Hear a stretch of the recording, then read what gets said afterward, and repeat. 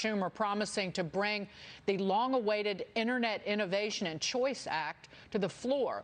The legislation would prevent big tech platforms from self-preferencing their content over other firms. Joining me now, Net Choice Vice President George Mason Antonin Scalia Law School, General Counsel, and Internet Law Professor Carl Szabo. Carl, where does this go in the Senate, you think, and what would be the impact if it did pass? I mean, let's hope for all Americans that this thing does not move forward.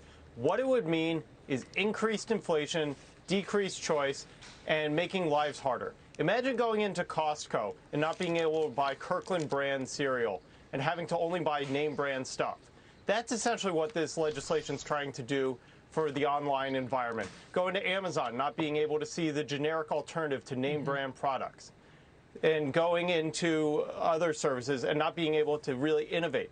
If this law had been in effect in 1993, we would not have the iPhone today. Because if you combine a phone with a music system, with a camera, well, that's going to hurt Polaroid. That's going to hurt Sony. That's going to hurt other competitors. And that seems to be all that this legislation cares about. Not consumers, but competitors. And that's what we're looking at right now.